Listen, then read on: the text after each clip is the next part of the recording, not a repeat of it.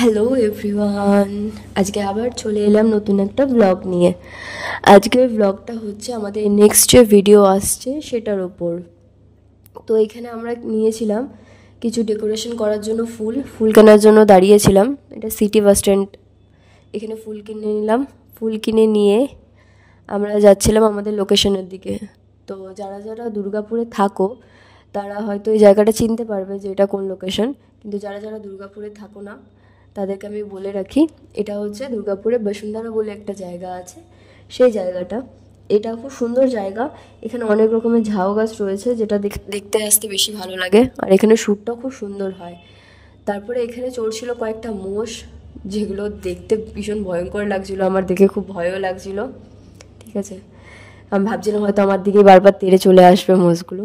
তো যাই হোক, তারপরে মোষগুলো চলে গেল, আর এদিকে এরা আমাকে দিয়ে এত কাজ করাচ্ছিল, টুল নিয়ে যাওয়া, এক জায়গা থেকে অন্য জায়গায় নিয়ে যাওয়া। এত সেজেগুজে থেকে শাড়ি পরে আমাকে দিয়ে এত কাজ করানোটা কি ঠিক ছিল? তোমরা অবশ্যই কমেন্ট বক্সে জানিও যে একটা মেয়েকে দিয়ে এত কাজ করানোটা কখনোই উচিত নয়। আর এই খালি ভিডিও করে যাচ্ছে, ছেলে হয়ে নিজের কাজ করা উচিত, লজ্জা লাগা উচিত। আর গাড়িটাকে দাঁড় করিয়েছিল এমন জায়গায়, গাড়িটা পুরো অলরেডি কাদায় কাদায় নোংরা হয়ে গেছিলো। তারপরে এখানে ওরা চালু করেছিল নিজেদের কাজ, মানে ডেকোরেশনের জন্য। আর সেখানে আমি একটুখানি রেস্ট নিচ্ছিলাম, মানে আবার আমাকে দিয়ে কাজ করাবে, তাই জন্য আমি একটু রেস্ট নিয়ে নিচ্ছিলাম। আর এটা হচ্ছে আমাদের ছোট্টবেলা একটা গন্নু, যে গন্নুটাকে আমরা ভিডিওর জন্য নিয়ে এসেছিলাম। খুব কিউট দেখতে গন্নুটা। আমার যদিও এমনিতে গন্নু খুব ভালো লাগে, তাই এই গন্নুটাকে নিয়ে এসেছিলাম আমরা ভিডিও করার জন্য। আর এখানের মধ্যে মহারাজা তাও ভিডিও করেই যাচ্ছেন।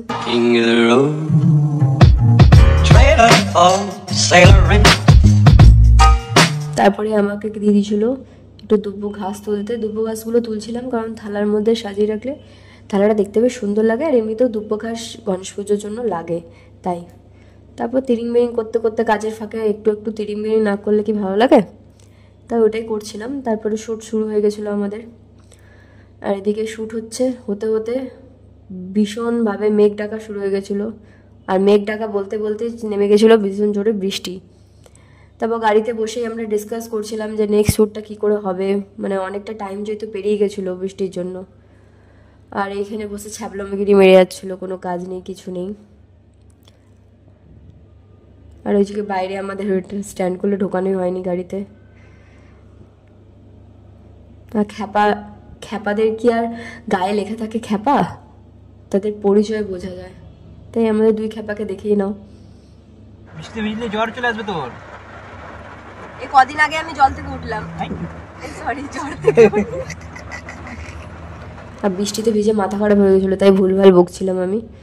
তো তারপরে বৃষ্টি থামার পরে আমরা আবার শুরু করলাম। একটু একটু যদিও বৃষ্টি পড়ছিল, ক্যামেরাম্যান ছাতা নিয়ে ভিডিও শ্যুট করছিল।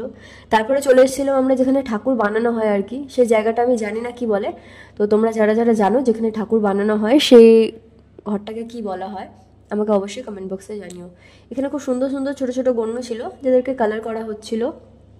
এখানেও আমাদের কয়েকটা ক্লিপস নেওয়ার ছিল, তো ক্লিপসগুলো আমরা নিয়ে এই গণ্যগুলোকে একটু মানে বেশ ভালোভাবে ক্লিপসগুলো সাইড থেকে নিয়ে তারপরে চলে গেছিলাম আমরা। আমাদের কিছু মানে জল টল কেনার ছিল, কেন শ্যুট করে আমাদের জল টল খেতে হবে। আর এদিকে এরা পাবলিক রিয়াকশন নিচ্ছিল মার্কেটে।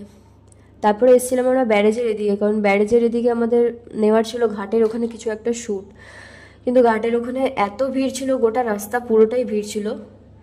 তো তারপরে আমরা জানতে পারলাম যে ব্যারেজে আজকে যজ্ঞ হচ্ছিল, তাই জন্য রাস্তাটা পুরো ভিড়, তো আমরা শ্যুটটা করতে পারিনি। তো আমরা সেই শ্যুটটা কমপ্লিট করার জন্য আমাদের সামনেরই একটা মাঠের সামনে এই শ্যুটটাকে কমপ্লিট করলাম। কমপ্লিট করে নেওয়ার পরে আমরা চললাম বাড়ির দিকে। তো আজকের ব্লগটা এত অবধি, দেখা হচ্ছে নেক্সট ব্লগে, নেক্সট ভিডিওতে।